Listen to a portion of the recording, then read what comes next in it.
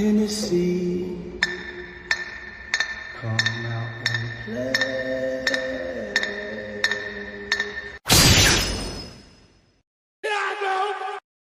This is it, Jennifer. Your big breaking Gene. Yo, what's poppin', Henny? Gang. Bar is open, y'all. I smell a debunking video coming on. Child. Least we not forget, this is Hennessy Reviews. Having a fun time.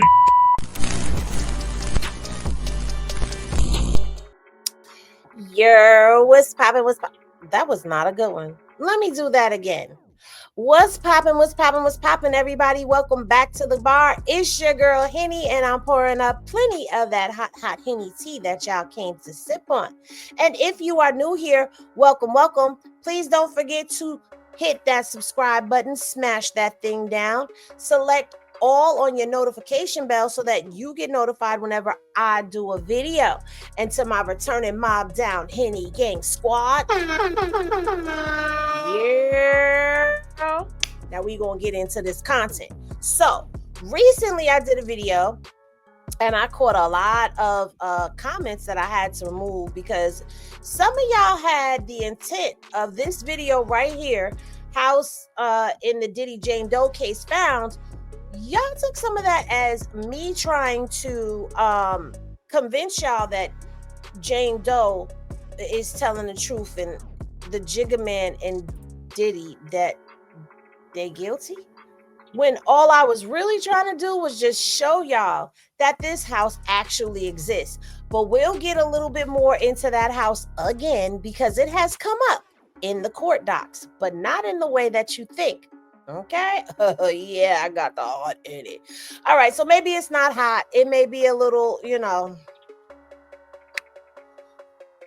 may be a little watered down because on January 8th, Alex Spiro filed a motion to sanction and strike the complaint, y'all.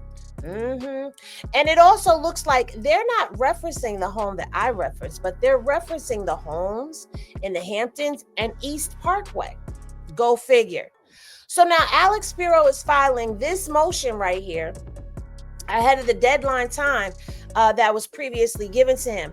And he wants to file the motion to dismiss the amended complaint pursuant to Rule 11C of the Federal Rules and Procedures, imposing monetary sanctions on Busby and his law firm for Jay-Z's attorney fees and costs that the court deems equatable, y'all. I can't make this up. I could, but why? Okay. So that is this page right here. This is page. Well, actually, is that the page? Because y'all know sometimes these court documents, boy, I'm going to tell you. Okay. So that would be this document right here. Okay. And that's where it says, all of that. And he filed it to Annalisa Torres. So yeah, this is getting juicy. All right. There's 3 documents here. I promise y'all we're not going to go through all of them, especially this document, because this document right here is 30 pages long. But thankfully, the document has been read and we have a summary of things because, child, we would be here all day and y'all don't want to be here all day. Now do y'all? Because I got other videos that I got to make. So this right here is document 61. All right, y'all. And document 61 is the memorandum of law in support of his motion to for the sanctions of dismissal. All right. So Alex is stating that Busby violated Rule 11B by filing a false complaint or failing to conduct a reasonable inquiry into facts. Now, let me just pause for a second because I noticed that some people have something to say when I start pronouncing words wrong. I do have a speech impediment. And my speech impediment came after I had surgery. Something with the anesthesia jacked my tongue up. So sometimes it gets in the way when I'm pronouncing words and I have to take my time and sound it out in order for my tongue to move in motion. So stop coming for me in the comments about it, okay? Just laugh about it like I do. Anyway, back to what we were saying. Okay, so he's saying that he failed to conduct a reasonable inquiry into the facts. He wants the courts to dismiss the complaint, okay, and impose monetary sanctions on Busby. He is stating that Busby didn't investigate any of the information that Jane Doe stated, and there was a lot of information, okay. And in this filing, if we go to page,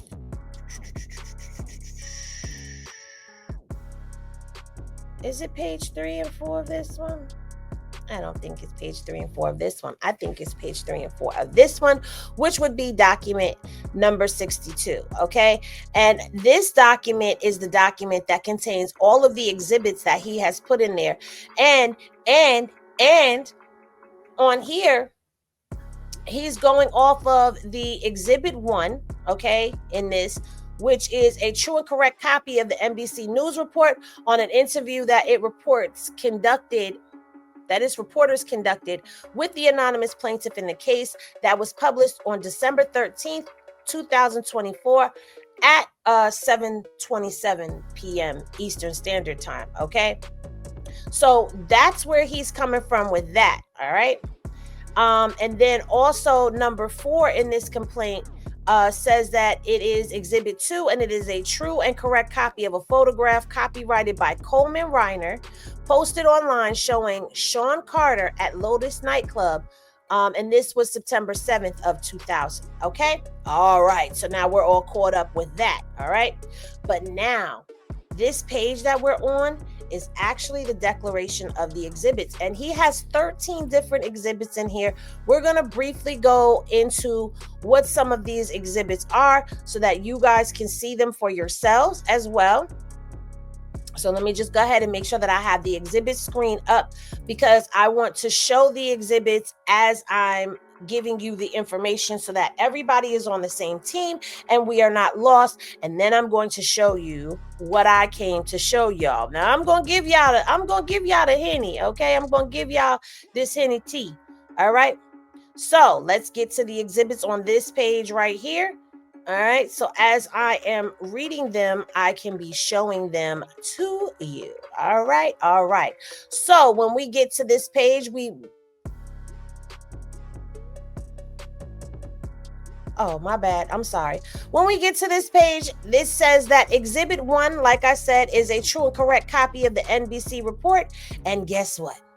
He has his Exhibit 1. All right. So Jay-Z, grape accuser, comes forward to NBC News, acknowledges inconsistencies in her allegations. So this is what he's using as his core proof. All right. So we're going to go on over here and we're going to scroll down because we already know about this. If you missed it, I'll give you a brief synopsis. So the woman now lives in Alabama, but she was living in Rochester, New York at the time. She was 13 years old. She said that she got a ride from Rochester by a friend all the way to Radio City Music Hall for the VMAs. She tried to get a ticket from the scalper. She could not get inside, so she began going around to limo drivers, striking up conversations, and she came upon Diddy's limo driver, allegedly. I have to go ahead and I got to put that in there. Allegedly. And she says that the limo driver told her to come back. You know, she came back. She got in the car with the limo driver. Limo driver drove her to a white house with a U-shaped driveway that was gated, and she went inside of the home, and in that home is where Diddy and Jay-Z allegedly raped her and assaulted her. Okay. She said she was able to hit Diddy, incapacitating him, and she took off running out of the house with her clothes in hand, and she put her clothes on when she was outside, and she ran to a gas station.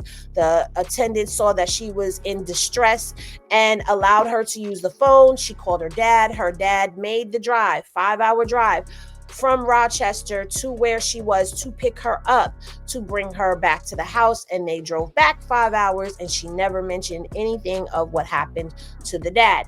However, while she was in in the original complaint, she said that she mentioned something about a jumbotron. She also talked about meeting celebrities that were not there at the time. So these are the things that Alex Spiro is harping on and saying that this young lady's account, well, she's lying. That's basically what he said. I ain't say she said. I'm just repeating everything that they've been saying and doing. Okay, so let's just remember everything is allegedly, because we weren't there, so we don't know what really happened. Okay, and I hope you hear that because something is up with my soundboard. I think I might have to get another one. Jeez Louise. Anyway, in response to all of the inconsistencies that they did call her out on, she says, and I quote, the quote is right here. It says, I've made some mistakes in recollections of the night. The woman identified as Jane Doe in the lawsuit filed against Jay-Z and Diddy told NBC News. The woman says she stands by her allegations overall. The inconsistencies in her account of the incident alleged to have happened 24 years ago don't necessarily mean the allegations are false. Okay?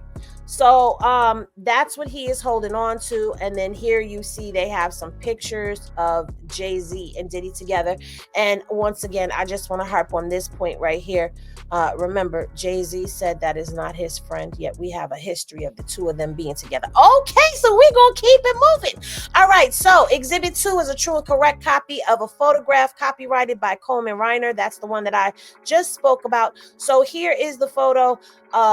I'm going to say allegedly, of Jay-Z at Lotus nightclub. Okay. And you also see Jacob the jeweler back there. That's Jacob. That looks like Jacob. Let me say that. It is allegedly Jacob the jeweler. Because that to me, that looked like him. If you know Jacob, then you know that that's what he looked like back then. All right. So Exhibit 3 is a true and correct copy of screenshots at timestamp 1 minute, 1 minute 41 seconds and 2 minutes and 28 seconds from publicity available video footage of the MTV Music Awards that aired on September 7th. And they got this from a YouTube channel. So this is exhibit 3 right here. This is showing the outside of the MTV Music Awards back in 2000. Okay, 2000. I don't know if I said 2007, but it's September 7th, 2000. All right. So the fourth one is a screenshot of video footage, again from the Video Music Awards right here. Okay, this is more, and there are limos out there, but they were saying that these limos were told to move and go to a designated area. All right, so there's more footage of the MTV Awards, and then this is Exhibit 5. Now I remember this, and it is a screenshot from the Music Awards where Eminem performed outside. Okay, and what they're saying is you don't see any limos out there at all in the front. But I am going to say this. This is a New York City block, and it's possible that limos could have been anywhere. Again, I'm not saying that she's telling the truth or that she is lying. What I'm saying to you is that there are other possibilities to things, but we're going to get into my little conspiracy twist spin in a moment. All right, so Exhibit 6, which we're going to skip past. If you want me to read the transcripts, I really don't feel like I need to read the transcripts because this is from the October 3rd, 2024 interview of Attorney Busby at the Chris Henson show. Okay, and it's basically just going into what Busby has said. And then, of course, we're going to go ahead and we're going to go past this exhibit, like I said, and we're going to move on to Exhibit 7. I know that this is a little daunting for some of y'all. And I know why. Because we're sitting in silence right now. So I'm going to go ahead and put Okay, so this is Exhibit 7. And Exhibit 7 is another transcript, okay? Oh, no, that's the same transcript. My bad. We're still on Exhibit 7, the transcript. My bad. Okay. This right here is their Exhibit 8. All right, and you can see it right here, 62.8. And this is allegedly a photograph of Diddy and J-Lo at Twirl nightclub. But I thought they said that them two were together at Lotus that night. Isn't that what they said originally? In the Diddy case, they said Jay-Z and Diddy were together at Lotus that night. But in this case, you see what they're doing here? They are trying to separate Jay-Z from Diddy in this case. So now I'm going to be doing my own investigations to really find out what the find out is on these photos right here, because this has raised another question mark for me. Because how does it in the Diddy docs, how does it say that they were together? But in the Jay-Z docs, it says they were separate. No photograph of the two of them together at all that night. Child. We gonna leave that alone and put a pin in that for the moment, okay? Now we're gonna get to Exhibit 9. Now let me explain to you what Exhibit 9 is, okay? This is a list of New York City's automated city register information system, the ACRS. It searched results for deeds and other conveyance documents listed in Sean Combs as a party. So this is a deed that goes to Diddy's Manhattan home, okay? And that Manhattan home is the home that they're focusing on in East Parkway. So they pulled the deed for that. Oh, I thought I lost myself. They pulled the deed for that home. So here is Exhibit 10, right? And Exhibit 10 is the CNN report on the interview that it reports conducted with the anonymous plaintiff in another case brought by Anthony Busby against Sean Combs that was published on December 11th. So they're going into a whole other Jane Doe. They're talking about this Jane Doe and about her complaints and her allegations and how it doesn't seem like, she's telling the truth, okay?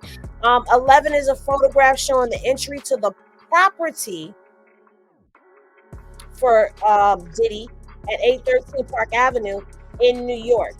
Now, this is where things is about to get a little spicy, right? If you stayed with me this long, then thank you so much, because I know sometimes court docs can be a little daunting, but this is the home that's in Manhattan. As you can see, there is a Manhattan street in front of this home. Let's move right on along. Where we at now? Exhibit 12. This is from the TMZ, The Downfall of Diddy. This is a transcript of Busby when he was on there. Again, I'm not going to go into reading all of that because that would then make this video a little too long for me. Okay.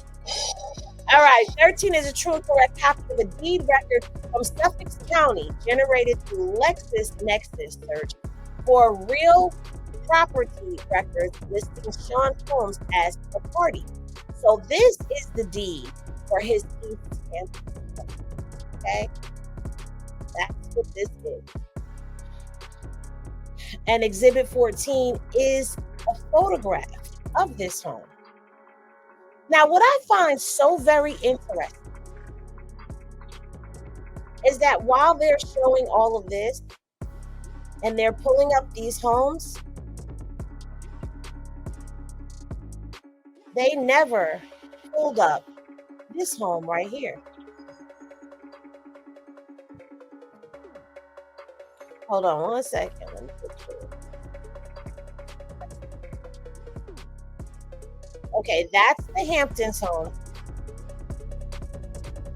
But what they never bothered to pull up was this home. This is 6 Oakwood Drive. So we've gone over this property already. If you remember, this is the White House with the U-shaped driveway. Okay? And this home is a home that Harv has tied them to. There is no way that there would ever be a U-shaped driveway here. It's white. It's not gated. But there's no U-shaped driveway. However, this East Hamptons home, if you look and pay close attention, when you zoom into the aerial view, you see that the driveway goes this way and there seems to be a driveway here. So this home looks to have a U-shaped driveway, right? So let's go no over here and let's take us a little looky-loo, shall we? From the street level. Because y'all didn't think it was going to be that easy, did y'all? Let's take us a little looky-look, like we did the other one. Y'all ready? All right. So, let me dig this through. Here's the entrance to that driveway. And this is, oh man, they got this up here. I don't want this up here. I want this up here. We are at the East Hamptons home. Okay? We're going to go this way. Somebody in there. You see this driveway? It goes down, right? Let's see if we go over just a little bit more and get a better look. Can't really get too much of a good look, but if you look right here, you see the driveway goes down. All right. What you also see at this driveway is a mailbox at this entrance. Okay? There's a mailbox. And we're going to go on over here to this side. What's missing from this driveway is the mailbox, this part of the driveway. And this looks exactly like the same kind of pavement for that house. And you see the driveway goes down and around. What can we see down there? Well, we can see right here, there's little pieces of what looks like the driveway. Still going all the way around to here. And boom. So this home does have a U-shaped driveway. However, when you go to see how long it takes to get from Radio City Music Hall to here, it's 2 hours and 41 minutes. There's no way that you could mistake 2 hours and 41 minutes as 20 minutes. But what you can do is you can mistake 20 minutes for 45 minutes, or make a 45-minute drive in 20 minutes, but you can't make a 2-hour drive in 20 minutes. And that would bring you from Radio City Music Hall to 6 Colbert, taking I-95 north. Remember, this is 6 Colbert Drive. This home looks to be, it could be considered a white home. And there is a U-shaped driveway. Look, you can see the driveway very clearly bending around as we look. And you see here it comes out.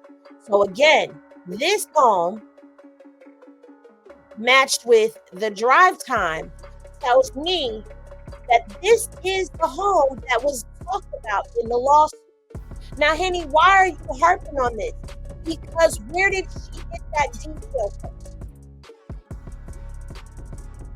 You could say she got it because she knows about the Hamptons home. The Hamptons home is a white home, and she would know that she's just guessing that it would take 20 minutes. No. If you want to talk about other, I didn't even bother to pull the other one from Tutt Parkway because it doesn't match the description. It doesn't match the description with the U-shaped driveway. Now, granted, it said that it was gated. This home does not have a gate around it. Neither does this home. Okay? There's no gate around the driveway. I'm questioning, why is this home not being mentioned? Now, if you want the details on this house, you are going to have to go back and you're going to have to watch the video that I did on that house. You're going to have to go back and you're going to have to watch this video because I really don't want to repeat too much of my information. For those of y'all asking about the gas stations, well, look, this is 6 Colbert Drive right here. And next to it are the gas stations. 54 minutes. This is 15. Okay, and this is by foot. You see this little person? That means by foot for those who don't know. This is an hour 19 minutes. This is an hour 14 minutes, an hour 16, an hour 14, an hour 34. And if you want to go south here, are like 2-hour walks away from the address. And that's for those who are asking about the gas station. Okay? The thing about this, it has new bathrooms for two. Oh, y'all couldn't. Could y'all see it? Let me see. Could y'all see that? Because I don't want to redo this again. Okay, y'all were able to see that. All right. the thing that has me baffled in all of this with this Diddy Jay-Z stuff is I'm noticing that Alex Spiro is striking some questions because it's very obvious that he's not sitting down with Diddy's lawyer and learning what was already said in a court of law that's already documented. So when he comes out and says things like, well, you see, Jay-Z was at Lotus and Diddy was at Twirl, and Diddy's lawyer said they were both at Lotus together, it makes you wonder and go, and if he's looking into properties, why didn't he find 6 Colbert Drive? Why were we able to find them? Oh, we aren't detectives. We're just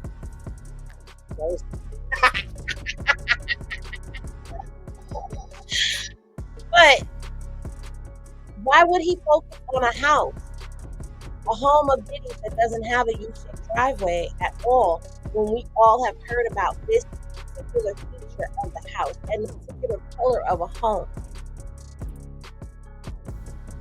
Why didn't he do as much research? And I have another question. Oh, there's more. Wait a minute. There's something else I gotta show you. Hold on. Because I did one more thing for all them people out there that was in my comment section calling themselves trying to come eat me up. Child, stop it, because I'm not saying that anyone is innocent nor guilty. But from Rochester to Scarsdale, 5 hours and 15 minutes. From Rochester, let's go to Radio City Music Hall. Let's just put that in.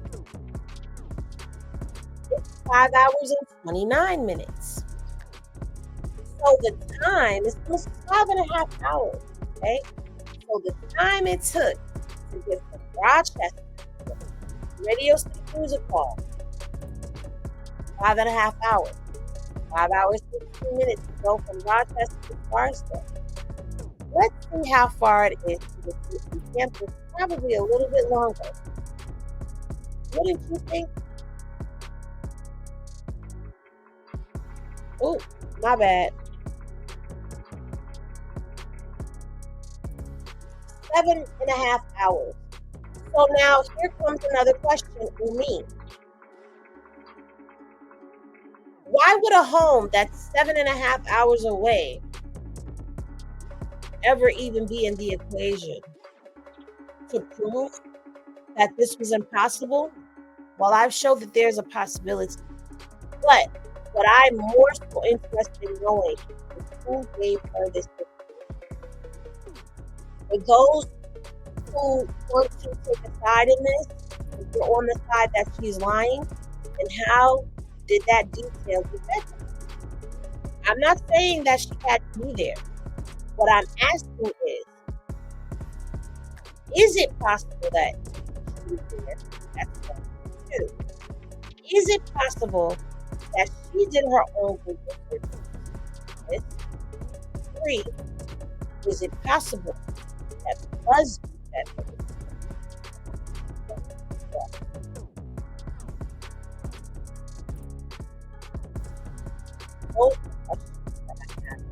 if you're on the side of you don't know what to believe, then welcome to my side. I don't know what to believe anymore either. But what I am going to say is this makes for interesting watch. If you're watching and paying attention to everything, you start to see there's inconsistencies between the lawyers, and you'll begin to start having questions too. And this is why I'm starting to question everything, and I'm not taking a side on anything. But please, let me know what you think down in the comment section below, and be cute. Make it cute. And like the video on the way out. All right? Thank y'all for tapping in and tuning in. That's going to do it for this video. I will see y'all next one. I think I